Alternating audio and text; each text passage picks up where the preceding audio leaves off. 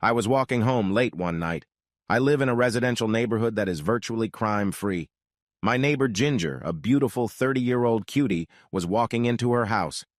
As Miss Superwoman opened her door, some scumbag jumped out of a thicket of trees and pushed her into the house. She screamed. I grabbed a pipe from the trash can and ran to her. An animal-like man was pulling off her clothes. I hit him on the arm with the pipe and he flew out the door. She was crying and completely distraught. I made some tea and calmed her down.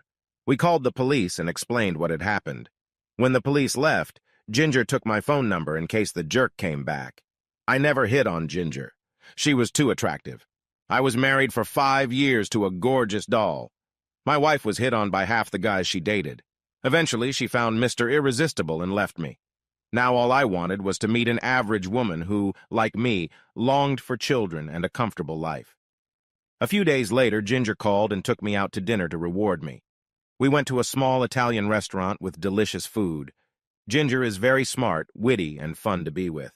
She immediately went on my don't get involved list. Re-experiencing the hell I went through with my wife was not in my plans. I thanked her for a great night. She said it was just a small reward for me protecting her. Ginger also enjoyed our meeting and asked me if I was interested in another date. I replied that she was way out of my league. I was honestly looking for someone to make a lifelong commitment with. She mentioned that she was tired of the single life and was also looking for a marriage partner. I explained that I was married to a beautiful woman and didn't enjoy men hitting on her all the time. When we entered the room, all the men's eyes were fixed on my ex.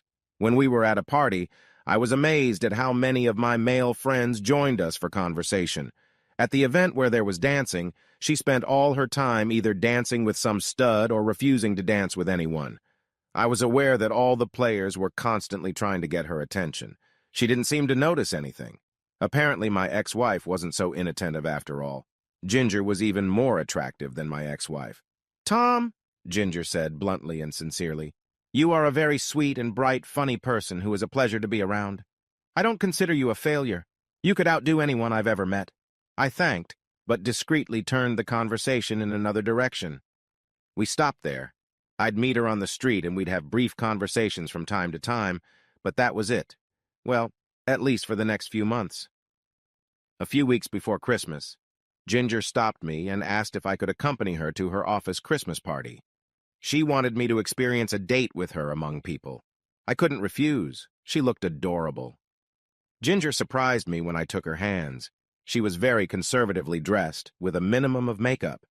She was definitely attractive, without the hot, sexy, come-on look. My ex would never leave the house for a party looking like that.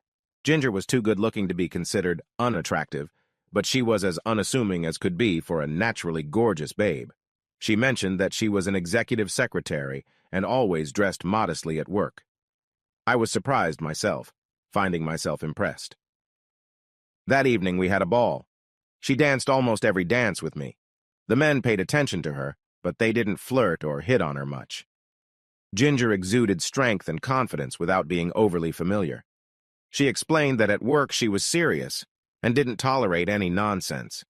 Many people thought she was a lesbian. Ginger had never, ever, ever, ever dated a coworker. I was impressed. We started dating. She always dressed appropriately. Her attractiveness, in my opinion, didn't need much embellishment. We had a lot in common. Gradually, we became affectionate, and almost without thinking about it, we began a passionate sexual relationship. She wore sexy outfits and stunning makeup, but only with me. We strived to spend every second together. She moved in with me. I did all the cooking, she did most of the cleaning. We were both very happy. We respected each other's hobbies and shared what we both enjoyed. It was the happiest period of my life. It was then that Ginger, in her superior wisdom, decided we should get married.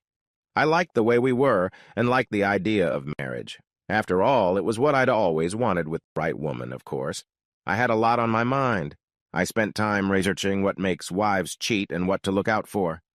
I asked Ginger to go through my list of requests and see if she could agree to it. List 1, never go out drinking with anyone but me. No bachelorette parties with drinking and dancing. 2, going out to dinner with only women is okay, but you should limit the number of drinks to 2. 3, Don't take a job that involves traveling. 4. Can't have a job that requires a lot of overtime. If the job changes and requires more and more time, quit. 5. No lunches or dinners alone with a man. If any of the rules on the list are broken, I will divorce. No discussion about the reason why the list was broken. I will also stick to the list. What's fair is fair. I asked her to take a week and think about the list. Ginger was not thrilled with the list. Little things in life can happen. Her boss might invite her to have lunch with him and she couldn't refuse. Many jobs had women who had bachelorette parties outside the home.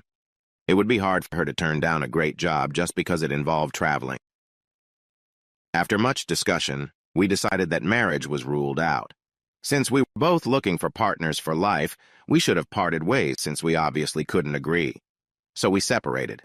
This again turned into a black period of my life. I wasn't going on dates. I spent a lot more time working, drinking. After a few months, I quit drinking and tried to get my life together. I never contacted Ginger, and she never tried to contact me. I went on a few dates that meant nothing. I didn't come to like any of the women I met. The world seemed gray. About 6 months after we broke up, Ginger suddenly called me. She wanted to discuss something with me over dinner. I invited her over and made her favorite shrimp risotto. She showed up looking sexy and spectacular. We had a great dinner complimented by a very expensive wine she bought. Ginger had never been married and didn't envision the problems listed as applying to herself. She told me she decided to go through the list piece by piece to see if I was correct in my assessment. Item 1. She was with the ladies from work at a bachelorette party. Sure enough, when they started dancing, the married women got carried away. Men were grabbing their butts and groping them. Most didn't mind. Drinks were undoubtedly involved. One of them joined the man in the back seat of the car. Disgusting. I knew it wasn't for me. Ginger declared as if nothing had happened. Everyone drank too much, like they were asking for trouble. Giving it up as an activity wasn't a problem for her. The only problem, she stated, is that I refuse to be told what I can or cannot do. Point 2. No problem. I rarely have 2 drinks and never more. The only problem, she repeated, is that I refuse to be told what I can or cannot do. Point 3. This is a difficult problem. I may never be offered a job with travel. So why should I give up my marriage to a great guy for something that will probably never happen? I decided to talk to a married friend of mine who traveled at least 1 week a month. I asked her how it was affecting the marriage. She said she would be honest with me but wouldn't reveal her whole story. She said she loved it. It gave her time away from her 2 children. She definitely appreciated her husband more since she started seeing him less often. But her husband hated it. They were making an amazing income from this job. Without it, her husband would have left her. He didn't enjoy their sex life. It was intermittent, and many times he felt his wife was having pity sex with him. He never fully trusted her. If he couldn't reach her, he suspected the worst. She wouldn't say it, but I suspect she sometimes had sex while traveling. The guilt created a lack of satisfaction and disrespect for sex with her husband. Her sex at home was not as arousing as sex while traveling. She loved her husband and wanted to spend the rest of her life with him, but she wasn't willing to give up traveling for him. That's saying a lot. Point 4. This is similar to point 3. Ginger may never have a job that requires a lot of overtime, but she will not turn down such a job if it is required. Point 5. Ginger didn't quite understand why she couldn't just have lunch or dinner with a man. She agreed that to dine alone with the same man too often was asking for trouble, but once in a while, occasionally, she thought it wasn't necessarily trouble. She then asked me to respond to her comments. First, I wanted to respond to her statement that I refuse to be told what I can or cannot do. I wasn't telling her what not to do. We weren't married, but we were planning on it. I wanted her to know what behavior was unacceptable to me. Telling her after we were married would have been a requirement. Now I was pointing out that I would leave any marriage in which such behavior was prevalent. She may or may not have accepted every item on the list. The decision is hers, not mine. Item 1. It wasn't difficult. I feel that a husband or wife who has gone out drinking or dancing without their spouse is actually on the verge of cheating. Point 2. More than 2 drinks can lead to problems. I want my spouse to always be in control of the situation. Point 3. I want to get married to share my life. Having a traveling wife is not my idea of marriage. Raising my children alone is not my goal in life. Being 200 miles away from home, you can trust that a little affair is harmless and you'll never get caught. The severity of the pain associated with going through a divorce is not as obvious. Point 4. Pretty much the same answer as above. I make enough money to support us. Overtime work would be the gravy we can get by without. I want my wife to fully share my life, and I don't need the income from her overtime. Item 5. The occasional lunch would not be a problem. No more than once a week. I don't understand why it's necessary to have dinner with a man. Why can't you find a woman with whom your wife can share friendship, and lunch is a big deal to me too. I also resent the fact that my wife can share our secrets with some man. We started working on the list. We both had reliable incomes and agreed that our marriage was more important than any job or any man. It wasn't hard to agree on the first and second items. We both agreed instantly. Point 3. This could be a problem. Neither of us would want to give up a great job because we would have to travel.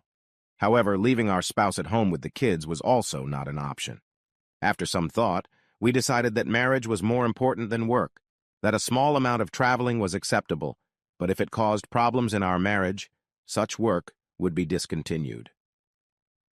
Item 4. For a special project that would only last a month or two, a limited amount of overtime was allowed. If it required more than that, the company would be the problem, not us. Item 5. This problem was more difficult to solve. What if the boss took his spouse out to lunch to discuss a project? What if someone kept joining her at lunch?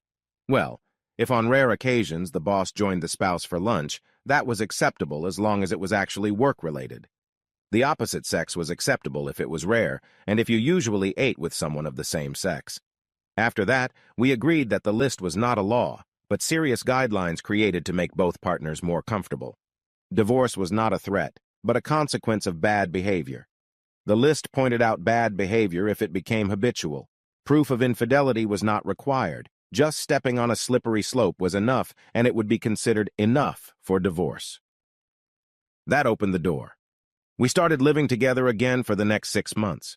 We were both aware of the other's feelings. Epilogue. We got married. Fortunately, after the birth of our 2 children, Ginger stopped working. We had a solid family life. She was always beautiful and men hit on her, but usually only once. She made it perfectly clear where she was at. We always loved each other, and the feeling grew stronger as the years went by. Shortly before she died, Ginger told me that she never violated a single item on this list and never regretted it.